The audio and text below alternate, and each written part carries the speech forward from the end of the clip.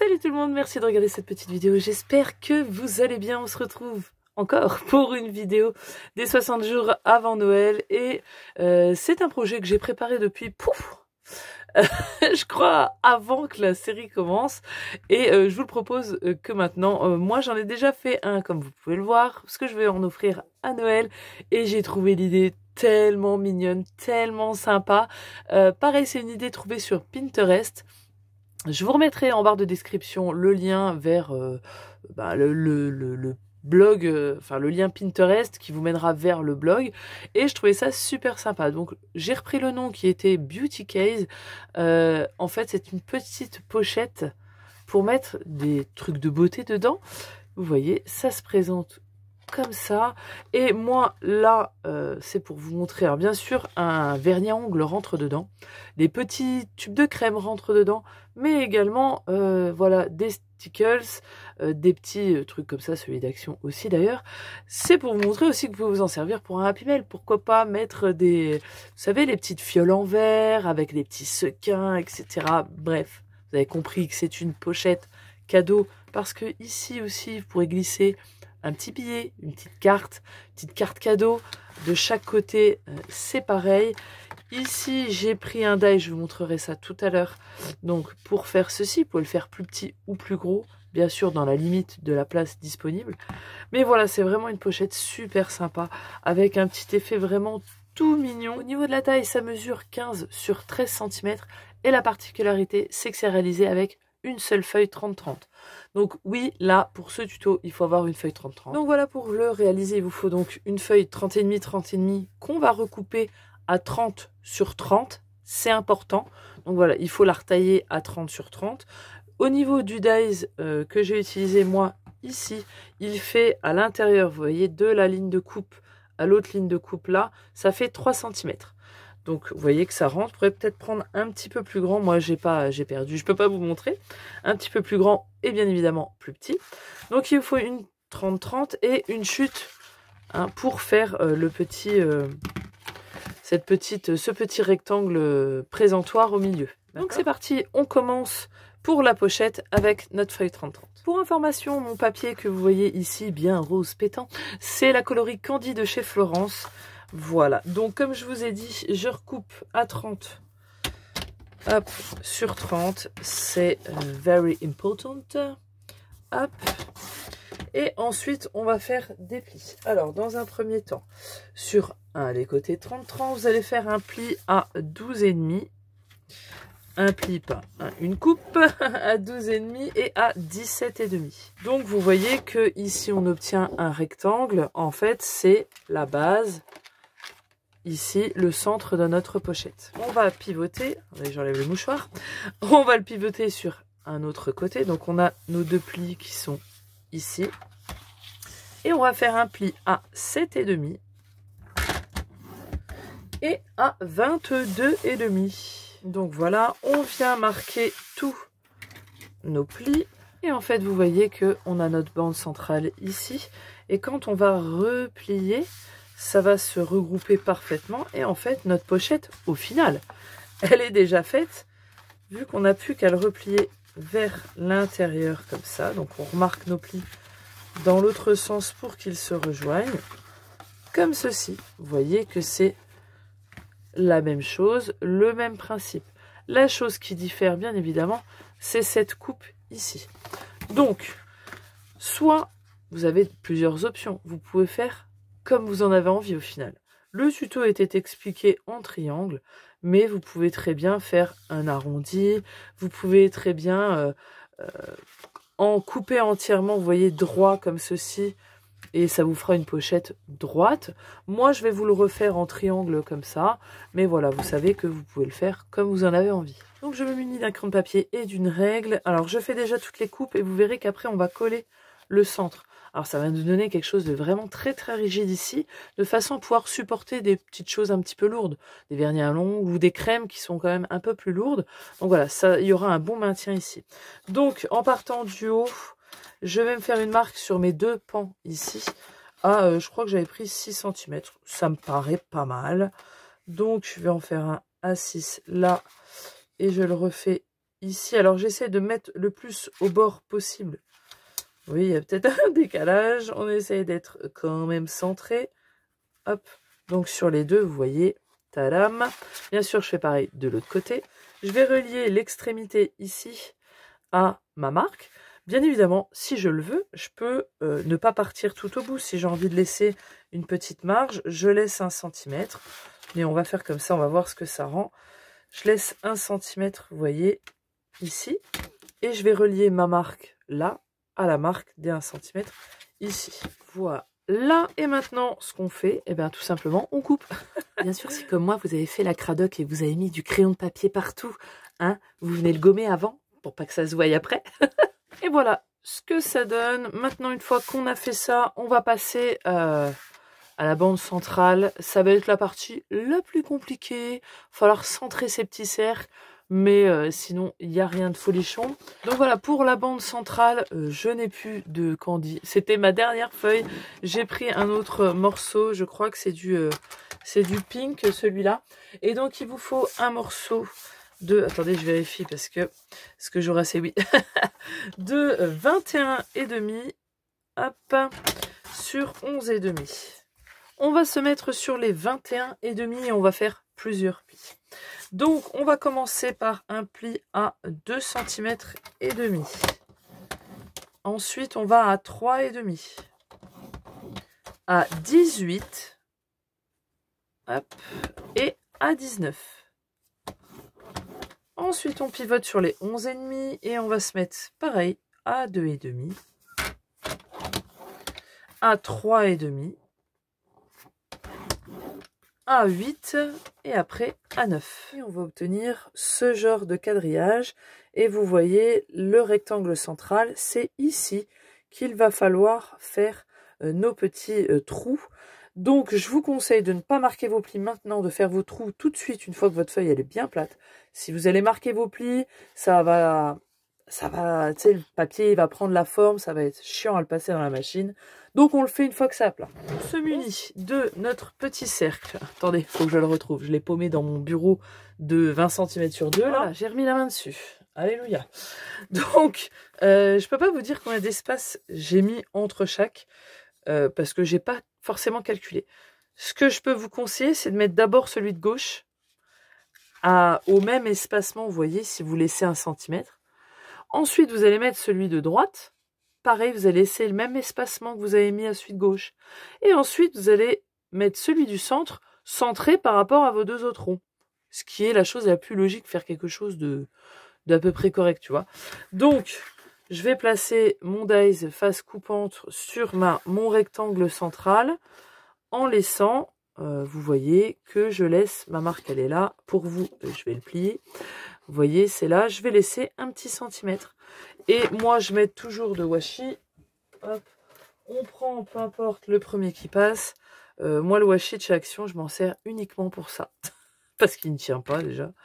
Donc, je vais le mettre correctement. Évidemment, je vais le centrer aussi par rapport à mon pli que j'ai ici et celui-là.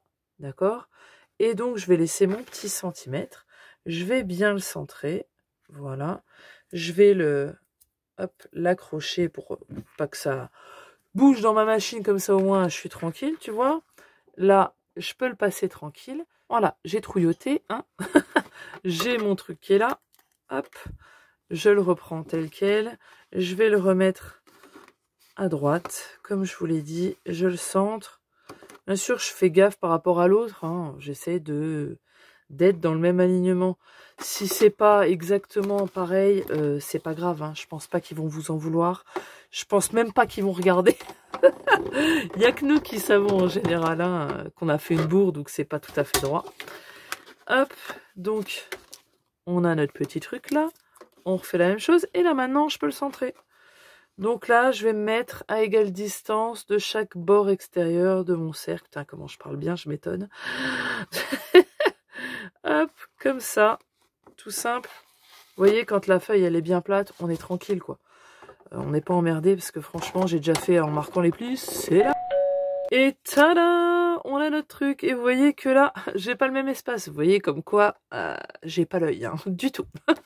Mais bon, ma foi, c'est pas bien grave. Une fois qu'on a ça de fait, on peut passer au montage et au découpage. Donc déjà, on va pouvoir marquer tous nos plis là. Ça y est, on y va. Voilà, donc c'est plié et maintenant on va faire les découpes. Vous voyez ici ce que ça va donner. Donc en fait, on va enlever la bande d'1 centimètre que vous avez ici, vous voyez, et on va aller jusqu'au deuxième pli. Et on va laisser que le pli d'1 centimètre avec le gros morceau de 2,5. Donc on a notre bande d'1 centimètre qui est ici. On va au premier pli. On remonte jusqu'au deuxième pli. Vous voyez, on a un pli ici et un deuxième ici. Et ensuite, on va jusqu'au deuxième et on coupe.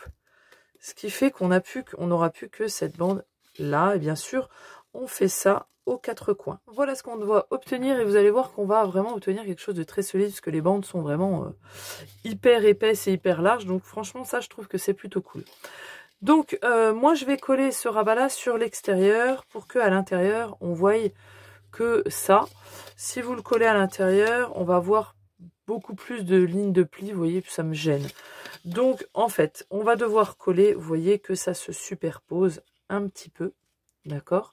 Donc, on va coller un petit peu comme ceci.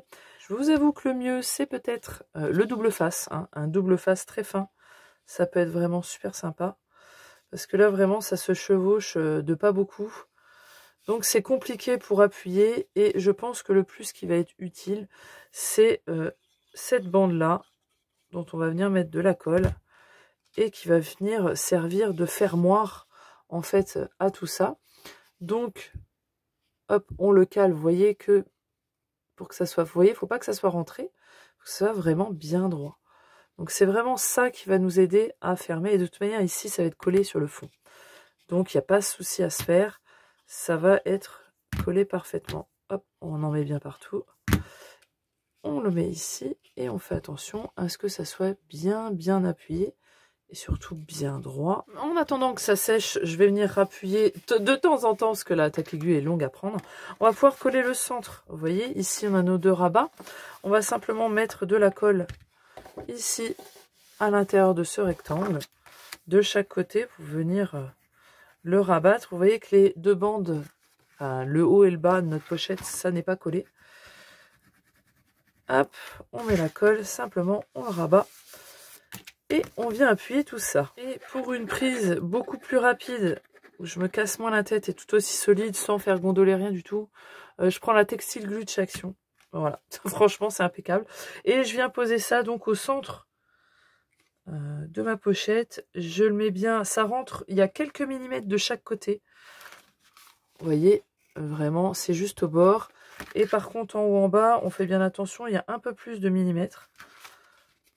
Vous voyez, on le met pas sur le pli de chaque côté, voilà, que ça soit bien centré. Et après on prend, là on peut appuyer avec notre plioir, on essaie de passer en dessous, on essaie de pas trop déglinguer ce qu'on a fait. Et voilà, on appuie bien surtout. Et voilà, la pochette est faite. Il ne reste plus qu'à la recouvrir. Pour la recouvrir, j'ai besoin d'une feuille 30-30. J'ai choisi celle-ci, que j'aime tellement. Je la trouve un petit peu déglinguée avec ses sympas multicolores. Je trouve que ça va très bien avec le rose. Elle vient du bloc, attendez, vous le connaissez tous.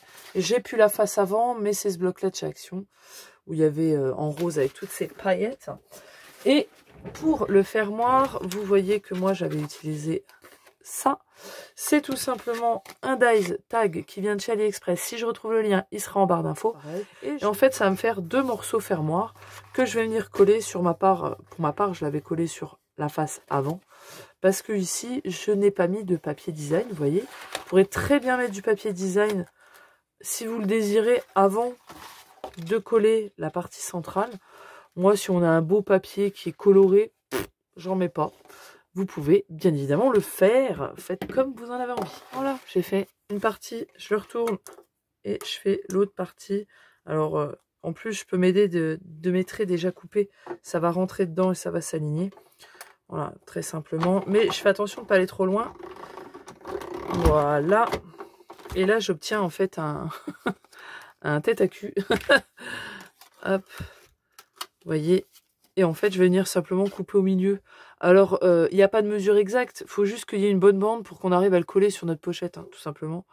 Et ça n'a pas besoin d'être droit, vu que ça va être recouvert. Voilà. Sur ce genre de dice tag, les trous sont tout petits. Moi, je viens le ragrossir avec ma petite perfo trou 3 mm. C'est même pas assez gros, hein. 6, ça serait vraiment bien. Faut vraiment que je m'en achète une de 6. Bien sûr, vous avez une crocodile et tout le petit quanti.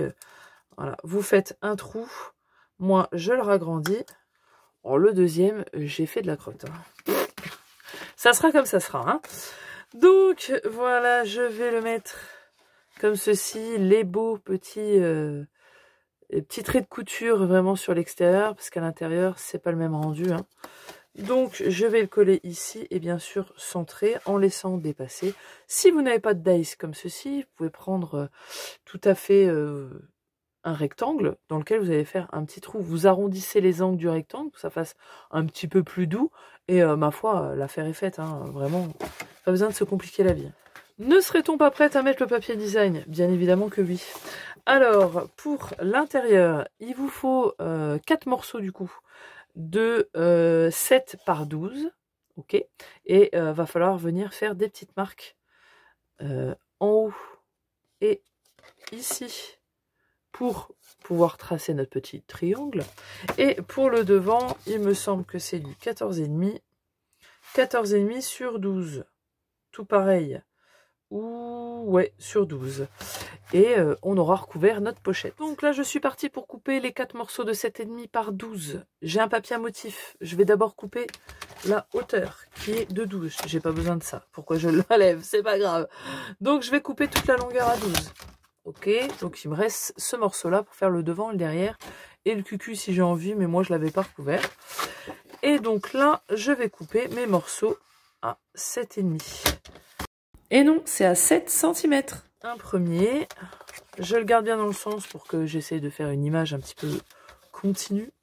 Le deuxième, donc là, j'ai un pan de ma pochette. Et puis là, je peux faire la suite. Voilà, j'ai tous mes morceaux, je reprends ma base. Et si j'ai des motifs comme moi, je fais bien attention à les mettre de façon à ce que j'ai mon image qui se continue. Vous voyez, là, ils n'étaient pas bons. Hop, comme ça. Donc, je sais que celui-là, c'est à gauche. Et en fait, je vais le placer de façon à ce qu'il soit correctement mis. Comme si j'avais mon truc plein. Et je vais venir faire une petite marque au crayon. Le temps que je retrouve mon crayon de papier, il est là. Vous voyez que là, on a notre morceau rose. Et je vais venir me mettre au bout, en fait. Hein. Tout simplement, je vais faire la marque à la fin de mon papier rose.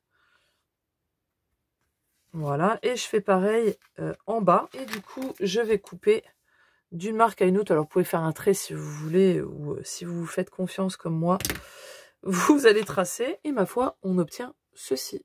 Vous voyez, c'est nickel. Donc, on fait pareil pour les 4 côtés. Et voilà, j'ai tout recouvert, vous voyez. J'ai choisi le devant le moins dégueulasse. Donc j'ai fait mal mes trous. Pour le ruban, un morceau de 50 cm. J'ai brûlé bien évidemment les bouts pour pas que ça parte en cacahuète. Et encore, vous voyez que le doré, il y a vraiment du mal à cramer, on va dire. Et donc sur le devant, je me suis mis des petites cartes qu'il y a dans la collection. En plus c'est bien, c'est marqué « This present is for ». Donc, comme c'est un cadeau, eh ben, c'est nickel. Donc, je vais prendre celui-là, je crois. Pour info, j'ai pris exactement le même dice que là, en fait. Et vous voyez que je le mets pas tout à fait en haut, je vais le raccourcir un peu. Parce que je trouve que la longueur de ce tag-là, qui fait... Je vais vous dire ça, en centimètres. Ça fait 10 cm, c'est un peu trop grand. Ça fait trop mastoc sur notre pochette, donc j'ai décidé de le rétrécir. Et c'est pas tout à fait la même largeur, mais c'est pas grave. Voilà, j'ai essayé de faire un trou correct. C'est toujours pas ça. Il faut vraiment que je m'achète un poinçon de bonne taille, ça irait plus vite.